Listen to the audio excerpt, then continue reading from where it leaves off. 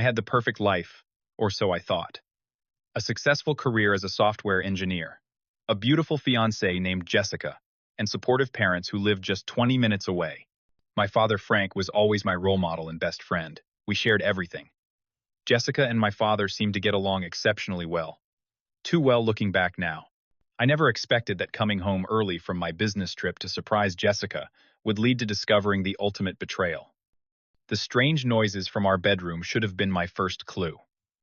Before I continue this story that shattered my entire world, let me know where you are watching from, and hit that like and subscribe button. Trust me, you will want to stick around for what happened next. Growing up as the oldest son in what seemed like the perfect American family, I never imagined I would one day cut ties with both my parents. My relationship with Jessica began 3 years ago at my college friend William's wedding. She was a bridesmaid, and I was a groomsman. The connection between us was instantaneous. Her laugh, her intelligence, and the way she looked at me with those bright blue eyes had me completely captivated. 8 months into our relationship, I proposed during a weekend trip to Lake Tahoe. The sunrise proposal by the lake was perfect, and Jessica said yes, with tears streaming down her face. My father, Frank, was ecstatic about the engagement. He and I had always been incredibly close. Throughout my childhood and adult life, he was my confidant, my fishing buddy, and my career advisor. We had weekly dinners, just the two of us, at his favorite steakhouse, where he would share wisdom about life, relationships, and business. I idolized him, believing he had achieved the perfect balance of success in both his professional life as a real estate developer and his personal life with my mom, Susan, my younger brother, Alex, and me. Jessica integrated into our family seamlessly. She attended Sunday dinners at my parents' house, went shopping with my mom, and even joined our annual family vacation to Myrtle Beach. Everyone commented on how perfect she was for me, and how lucky I was to have found her. My mother adored her, always saying Jessica was the daughter she never had. There were red flags I chose to ignore. Jessica became overly eager to visit my parents' house sometimes, suggesting we stop by even when I was too tired after work. I noticed an increasing number of texts between her and my father, which they both explained away as wedding planning discussions. Once I walked in on them sitting unusually close on the couch at my parents' house, but they quickly separated and acted normally. Another time, Jessica asked detailed questions about my upcoming business trips, particularly focusing on the exact dates I would be away. I brushed these concerns aside, trusting the two people I loved most in the world. Last spring, I had to attend a software development conference in Seattle. The trip was scheduled for 5 days, but the final day's sessions were canceled after the keynote speaker fell ill. Seeing an opportunity to surprise Jessica, I booked an earlier flight home without telling anyone. I stopped at a florist and picked up a bouquet of white lilies, her favorite flowers, and drove home with excitement building in my chest. When I pulled into our driveway, I noticed an unfamiliar car parked across the street. It was a black sedan with tinted windows and a rental car sticker. I thought nothing of it at the time, though I would later discover it was my father's car with a different license plate.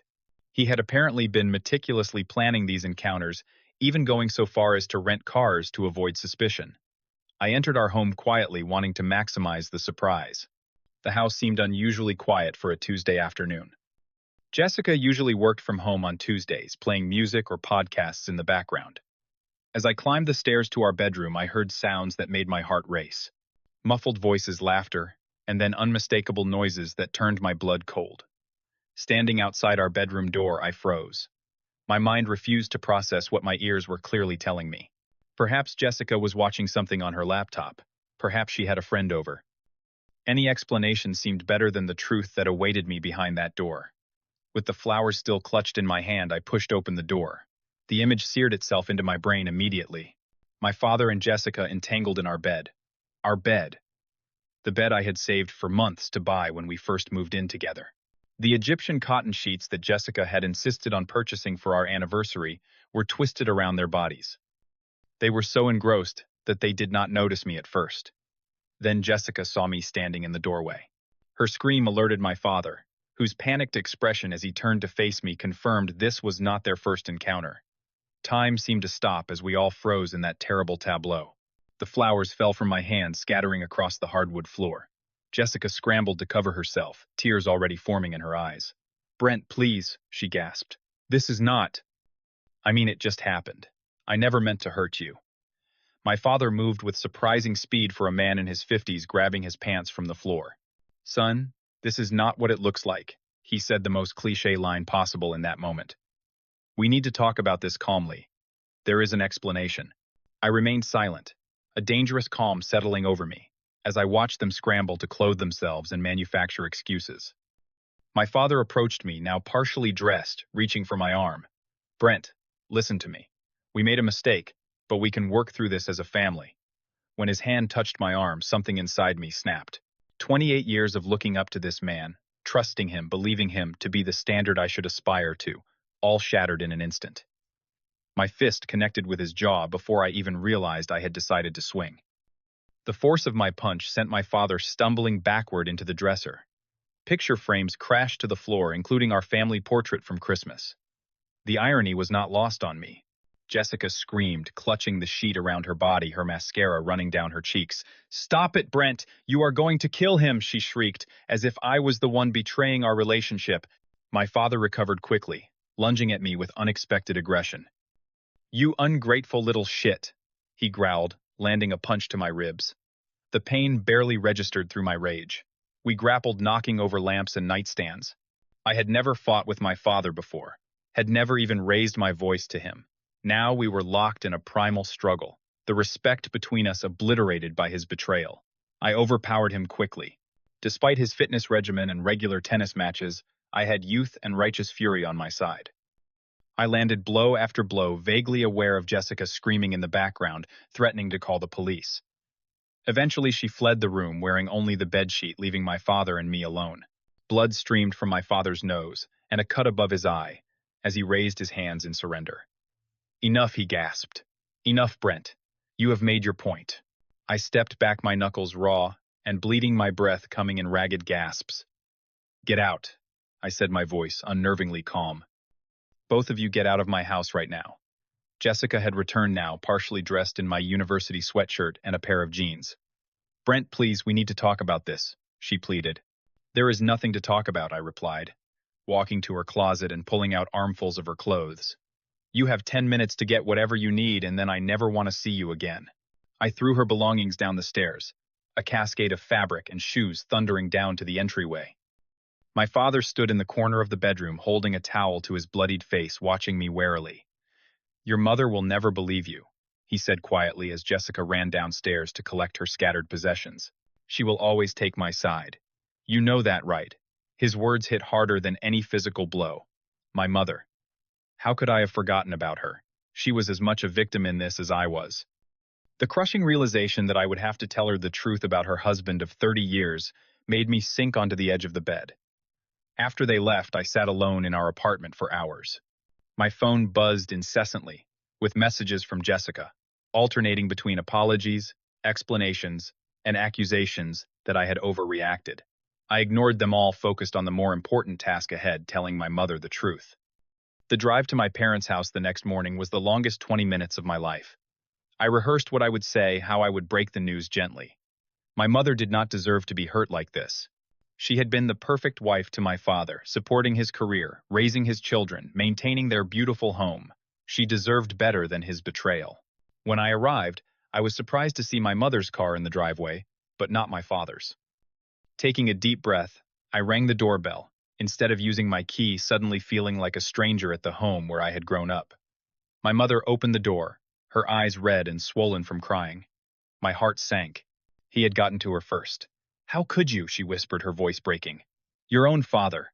I stepped inside, confused by her reaction, until the terrible truth dawned on me. "Mom, what did he tell you?" She retreated to the living room where family photos mocked us from every surface. "Frank told me everything. How he confronted you about the way you have been treating Jessica. How you flew into a rage and attacked him. He said you have anger issues just like your grandfather." My grandfather, my mother's father, had struggled with alcoholism and violent outbursts throughout his life. It was a painful comparison designed to cut deep.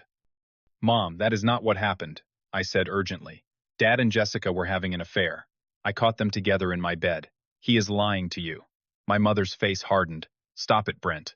I will not listen to these disgusting accusations. Your father would never do something like that. Never." For the next hour, I tried everything to make her believe me.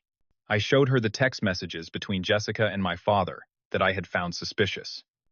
I described walking in on them in vivid, painful detail. None of it made any difference. My father had constructed his lie too well, playing on my mother's deepest insecurities and her unwavering trust in him. "You have always been jealous of your father's success," she said, her words slicing through me. "Even as a little boy, you competed for my attention, for recognition. I always knew you had these issues, this anger inside you, but I never thought you would go this far to hurt him." When I continued to protest, to beg her to see the truth, she finally exploded. "Get out of my house. Your father was right. I raised a monster." The door slammed behind me with devastating finality. I sat in my car in the driveway, completely broken. Both of my parents had betrayed me in the span of 24 hours. My father physically with his adultery, my mother emotionally with her refusal to believe me. The family I had cherished my entire life had disintegrated in an instant. 3 weeks passed in a blur of sleepless nights and zombie-like days. I moved out of my apartment, unable to sleep in the bedroom where my life had imploded. My roommate from college, Tyler, offered me his couch while I figured things out. I changed my phone number after the incessant calls and texts from both Jessica and my parents became too much to bear.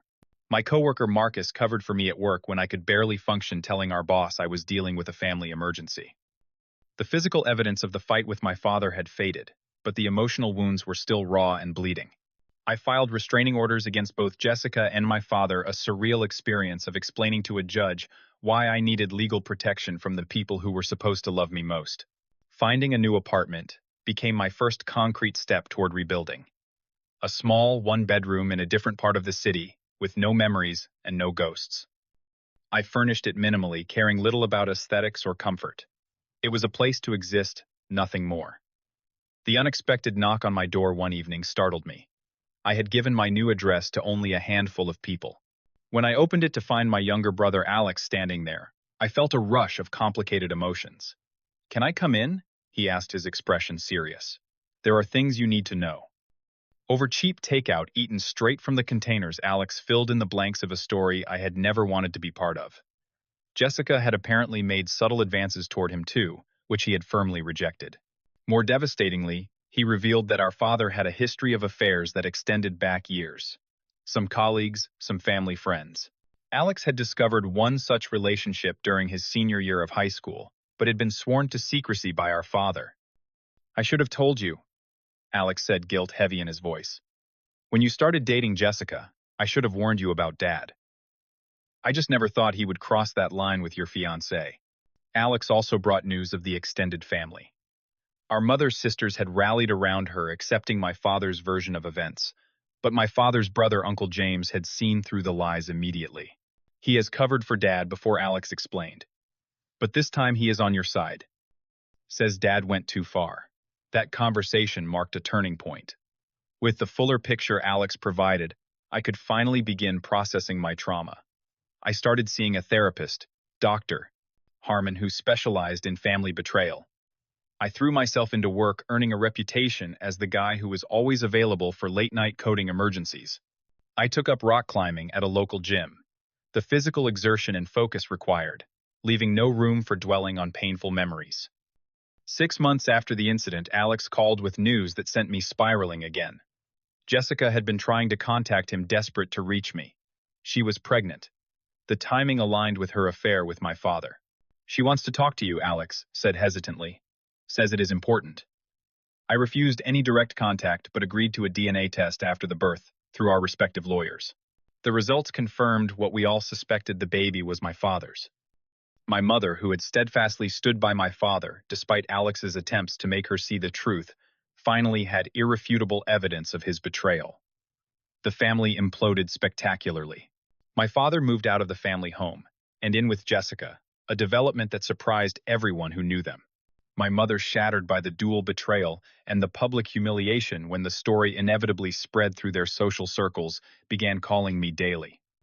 I let each call go to voicemail, unable to forget how quickly she had turned on me when I needed her most. "Brent, please call me back. I was wrong. I am so sorry. Please forgive me." Her messages grew increasingly desperate, but I maintained my silence. Various relatives attempted to intervene, suggesting I should forgive my mother because family is family. I rejected these guilt trips, focusing instead on rebuilding my life without the toxic influence of people who had proven their love was conditional. My career flourished as I channeled my pain into productivity. A promotion to senior developer came with a substantial raise. I made new friends through the climbing gym, people who knew nothing of my family drama and accepted me for who I was now. I even began dating casually, though I was upfront about my trust issues and unwillingness to commit seriously. The most significant growth came from learning to set and maintain boundaries. I no longer accepted obligations out of guilt or tradition. I surrounded myself with people who respected my decisions and supported my healing journey. For the first time in my life, I was not living in my father's shadow or seeking my mother's approval. The freedom, though born of pain, was transformative. 1 year after I discovered my father and Jessica together, I received a handwritten letter. The familiar handwriting made my heart race before I even opened the envelope. My mother had never been one for lengthy written communication, preferring quick phone calls or text messages. The 8-page letter was unprecedented. She wrote of her regret, her shame, and her gradual awakening to the manipulation she had endured throughout her marriage. She detailed how my father had gaslit her for decades, making her doubt her perceptions and instincts. She apologized for not believing me, acknowledging that her failure was unforgivable, but asking for a chance to make amends nonetheless. After days of consideration and a long session with Dr. Harmon, I agreed to meet her at a neutral location, a coffee shop downtown. When she walked in, I barely recognized her. My once vibrant, always perfectly put-together mother looked frail and decades older than her 50 years. Her hands trembled as she stirred artificial sweetener into her coffee. "Thank you for meeting me," she said, her voice soft and uncertain. "I do not deserve your time." She told me about the aftermath of the DNA test. My father had initially moved in with Jessica, but their relationship was already deteriorating rapidly. The reality of having a newborn, coupled with the social ostracism they both faced, had quickly eroded whatever connection they thought they had. My father was already showing signs of restlessness, staying out late, and offering vague explanations that Jessica was beginning to question. "I realized he had been doing the same thing to me for 30 years, my mother said, making me think I was crazy or paranoid whenever I questioned anything. Alex helped me see it. He has been my rock through all of this." I listened without interrupting, feeling a complex mix of compassion for her pain and lingering anger at her betrayal. When she finished speaking, I took a long moment before responding. "I am glad you are seeing things clearly now," I said carefully. "But understanding what happened does not undo the damage." She nodded, tears spilling down her cheeks. "I know. I will spend the rest of my life regretting that I did not believe you. All I am asking for is a chance to be part of your life again, on whatever terms you set." After much thought, I agreed to limited, controlled contact. Sunday dinners were replaced by monthly lunch meetings. Holiday gatherings would happen only with clear boundaries and the understanding that my father was not welcome where I was. My mother accepted these terms, gratefully recognizing them as the second chance they represented. As for my father, I maintained absolute no contact.